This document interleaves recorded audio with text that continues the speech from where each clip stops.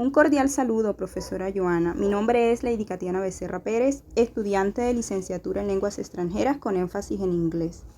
Hoy quiero hacerle unas preguntas acerca de su experiencia como docente en la enseñanza y el aprendizaje. Para usted, ¿qué es la didáctica en la educación? Hola, ¿cómo estás, Katiana? Muy bien. Gracias por tenerme en cuenta. Bueno, didáctica. ¿Qué es didáctica? La didáctica tiene que ver mucho con la enseñanza. Involucra lo que es estrategias, formas, metodologías de enseñar. ¿Cuál es la importancia de la educación y qué características debe tener el especialista que educa? Primero yo creo que es la vocación, el deseo de enseñar, el deseo de enseñarle a otro lo que tú tienes, el deseo de que otros aprendan. Eso debe ser una característica. Y lo otro es una persona inquieta, una persona que se atreva a innovar, que se atreva a buscar formas, que si el estudiante no te aprendió de una manera, busca la forma para que él aprenda, para que él comprenda lo que quieres transmitir. Bueno, ahora, ¿cuáles son los pilares de la educación? Bueno, yo creo que los pilares básicamente es que el estudiante aprenda,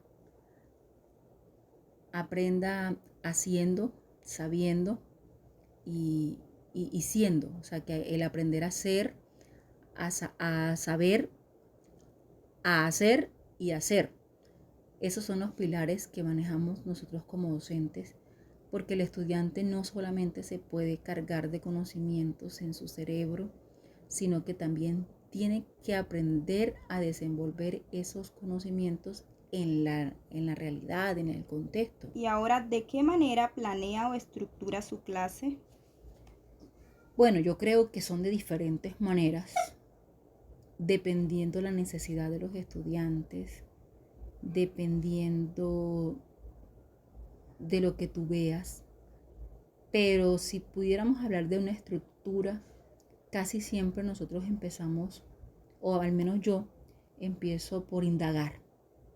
¿Qué saben hasta el momento del tema que voy a desarrollar? Eh, con esa indagación se va uno a la conceptualización, que es a lo que se puede construir con lo que ellos saben, con el nuevo conocimiento que se puede enseñarles. Bien, ahora, ¿qué metodologías ha buscado para el proceso de enseñanza y aprendizaje?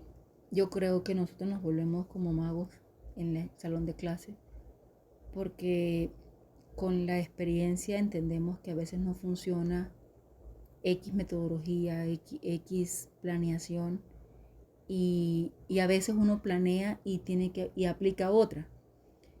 Buscar nuevas herramientas. Hoy en día las cosas han cambiado y todo es tecnología. Entonces esa es una herramienta que, que nos toca aprender y nos toca llevar a la clase, porque es lo que motiva al estudiante.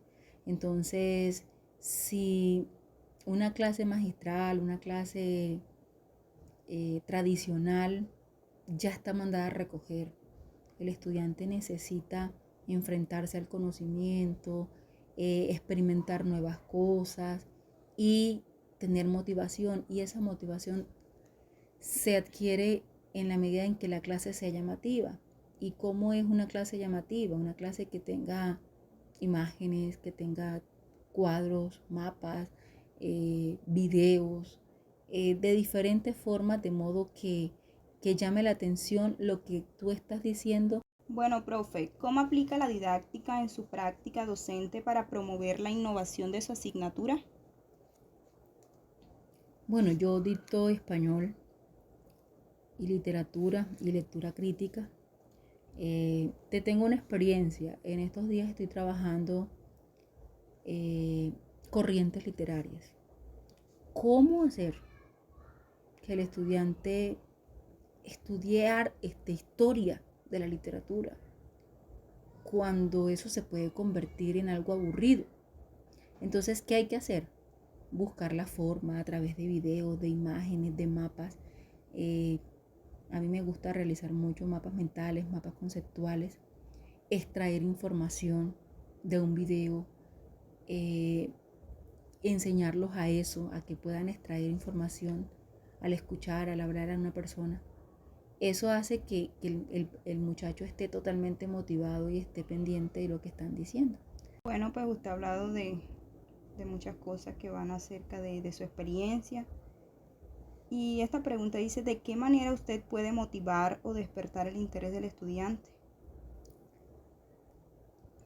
El hecho de que yo inicie una clase con una pregunta, con una experiencia, con un problema, una pregunta-problema, hace que el estudiante diga de qué va a hablar la profe, qué es lo que ella nos quiere decir. Entonces, eso hace que se interesen o se motiven a lo que viene. Entonces, capturar de principio la atención en el estudiante hace que se despierte esas ganas de aprender. Bueno, profe, ¿y ahora qué estrategia se emplea para fomentar la participación activa de los estudiantes en el proceso de aprendizaje? La forma que ellos participen ahora es difícil, pero para que ellos participen hay que tratar de hacer lo posible con que ellos puedan decir desde su experiencia, contar lo que ellos viven, contar lo que ellos ven, lo que necesitan, hacer mesas redondas, debates, que ellos puedan investigar, que ellos puedan interactuar, que incluso si tengan que utilizar el celular, el internet, lo que sea, de modo que ellos puedan hablar, conversar, exponer, decir sus ideas, sus pensamientos. Bueno, profe, hablemos acerca de qué estrategias específicas considera efectivas para fomentar la motivación y el interés de los estudiantes en un tema académico o en su materia. Te voy a dar un ejemplo. Estoy hablando en un salón de 11 de la coherencia y la cohesión. Entonces yo entrego un papelito con un párrafo que tiene incoherencias y tiene falta de cohesión. Entonces todos empiezan a leer el papelito y empiezan a decir, profe, es que no entiendo, profe, es que no comprendo cuál es el mensaje. Entonces esa estrategia hizo despertar porque no comprendían lo que decía. Entonces, ¿qué le hace falta a ese texto? Entonces vamos a entrar entonces al tema de la cohesión, de la coherencia. Entonces, ¿cómo construiríamos ese texto correctamente para que se entienda? Entonces se hace un juego donde todos participan y todos empiezan a decir, yo considero que es así, yo le cambiaré el texto esto, yo le cambiaré esto otro. Entonces eso hace que el estudiante se inquiete por el tema.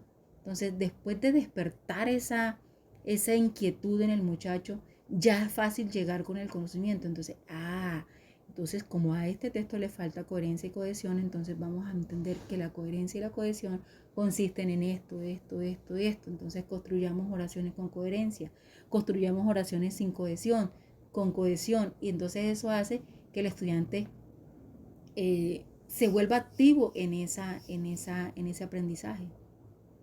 Profe, son unas excelentes estrategias para motivar a los estudiantes en el proceso de enseñanza y aprendizaje. Ahora le pregunto, ¿el proceso de aprendizaje, de enseñanza-aprendizaje, varía dependiendo el grupo de estudiantes? Sí, claro. Pasa que por ejemplo, uno tiene un curso, un grado, pues, pero tiene diferentes cursos.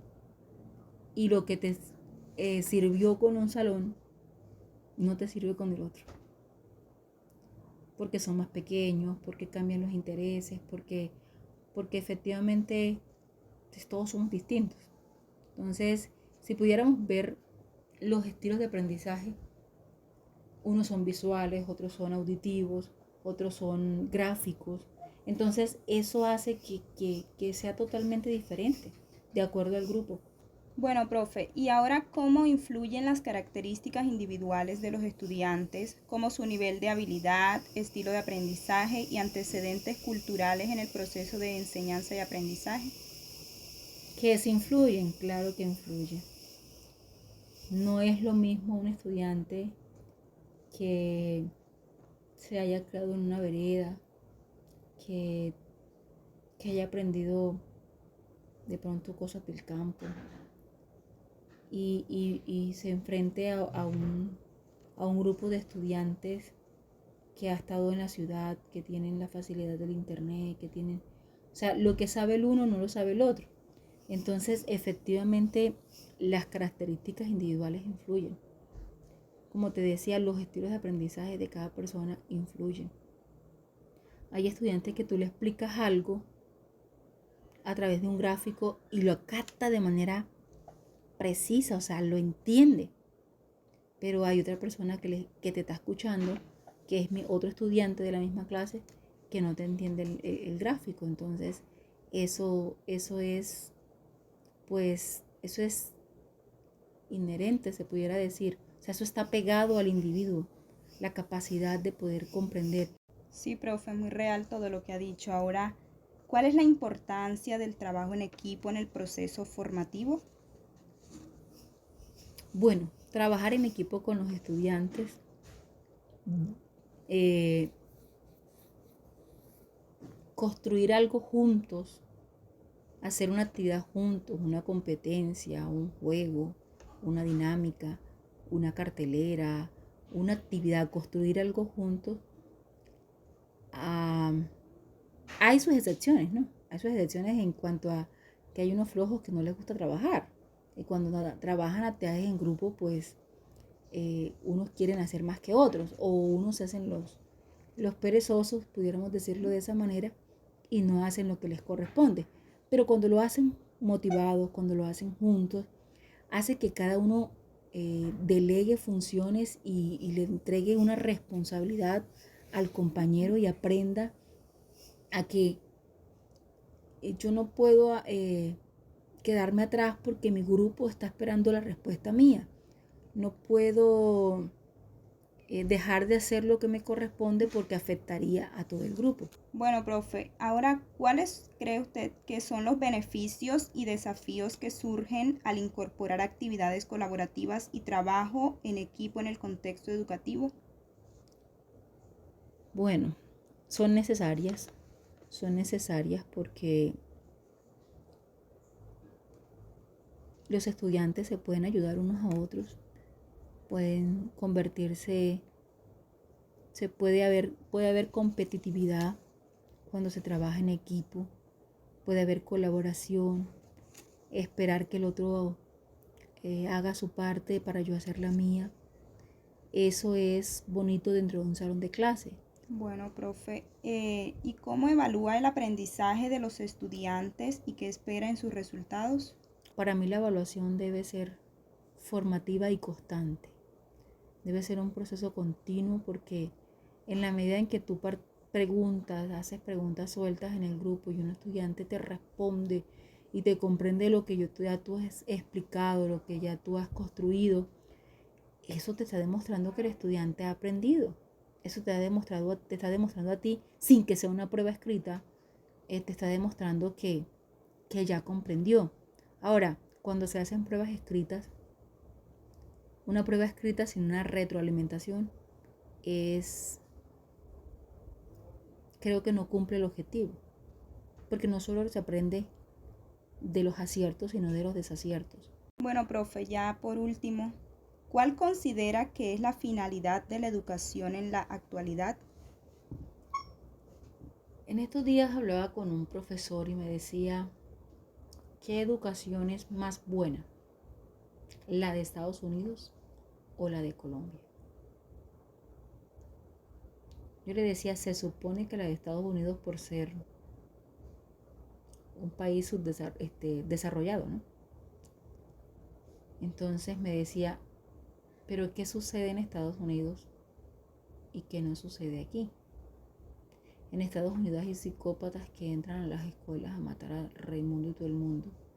En Estados Unidos se presenta una cantidad de situaciones con las armas, con las drogas, con un montón de cosas. Y de pronto nosotros en Colombia no hemos visto eso. Entonces, ¿cuál es la finalidad de nosotros como maestros, de la educación? Y yo considero, a raíz de lo que analizábamos, considero que no es solamente formar estudiantes con grandes conocimientos, con grandes capacidades, sino formar seres humanos, hombres y mujeres de bien, formar ciudadanos de bien para una comunidad, para una sociedad que sea capaz de desenvolverse en la parte laboral, en el futuro, pero también que sea capaz de ser una persona que cuide el medio ambiente, que ame a las personas, que les sirva a una sociedad, que, que sea amigable con el resto de la humanidad, pudiéramos decirlo de esa manera. Entonces, yo creo que la finalidad de la educación debe ser eso, formar ciudadanos de bien. Bueno, profe, muchas gracias por su tiempo, por compartir estas excelentes respuestas a través de su experiencia como docente en la enseñanza y el aprendizaje. Bueno, gracias a ti y espero que te sirvan estas respuestas.